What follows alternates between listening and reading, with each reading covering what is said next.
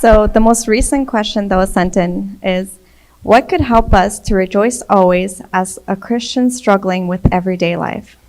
I know praying and reading the scripture is a good start, but it's still so hard to rejoice always.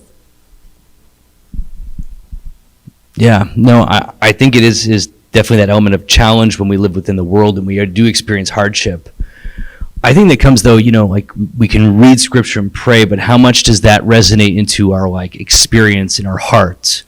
Like we can know that God is with us, but do we live with that acknowledgement that God is actually going through this with me?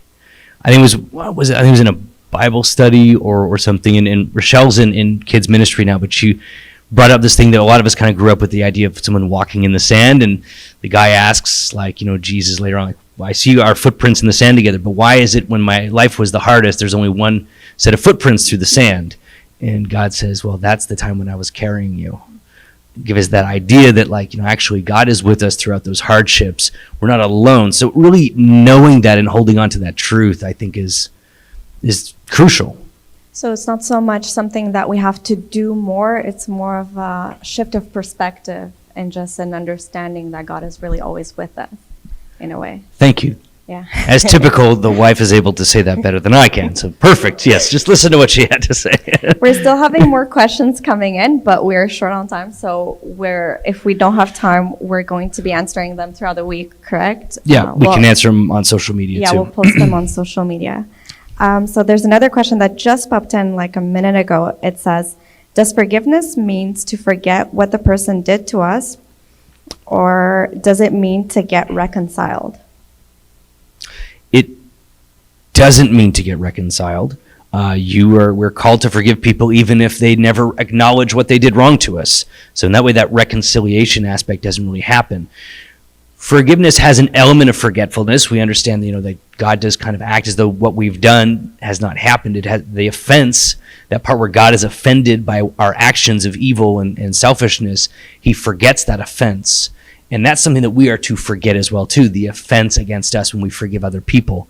However, it doesn't mean we forget entirely. If someone is habitually doing something that's harmful to us, we are to be wise and protect ourselves against being hurt. So there's an aspect where we don't really forget fully, but we forget the offense, and that's where we pardon it, and that's what forgiveness represents. There's another question it's not actually a question, but it says, can you please provide concrete examples of test all things? Concrete examples of test all things? I don't know how concrete this is. Maybe you want to give one too after me. But, sometimes, people will have, might feel like they are inclined to respond, to a situation. I don't know.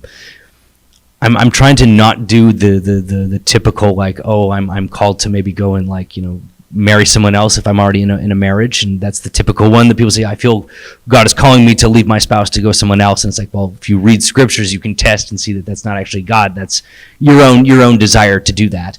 And we can see that if ever I think we are, we feel inclined to act in a certain way or to make a certain decision. When we go to scripture, if we see that God has clearly said that this is wrong, then we know that inclination that we feel isn't God calling us. God would never call us to disobey him rather. That's a way of testing, I would say, the spirits. Or also if someone is to preach or prophesy or say something and we recognize that is actually in error in what is scripture, then we know we've tested that person and seen, well, this is actually false. Mm-hmm. You have another example? You could probably... I don't have an example, but I think this applies a lot to people who are more feelers. There's some people who are more thinkers and more feelers. And I was thinking about the passage where it says, don't stifle the spirit. So those people who feel just kind of maybe quicker inclined or led by the spirit, for those people, I think it's so important to test everything alongside with scripture and to see if it aligns. If it's actually discernment that they're showing versus just going with their gut, which the heart is deceitful above all things. So it's not always correct, I guess. But I can't think of any other specific examples. I think just any moment where we are to show discernment is something where we have to always test everything with Scripture. Yeah, no, I think that's a great example. Thank you. Because you're kind of a feeler too, a little bit. Yeah, and you're a thinker. We're compatible that way in our spiritual friendship, if you're here yesterday. But that's right. Some people are just more like emotive and feeling, and then you have to kind of judge a little bit. Is this me or is this God? How do I know? So perfect. And then the thinkers, we need to not stifle the spirit, and we need to kind of like go with where God's leading us sometimes. Yeah. Perfect.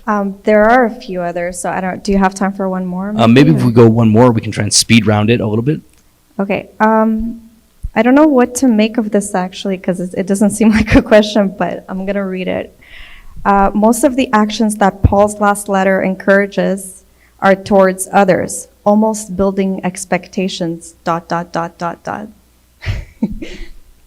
Expectations that we are to serve one another and be together in a community and interact with one another, rather than being kind of like individuals, our own little islands of spirituality. We are to constantly be engaging with one another in a community. Yeah.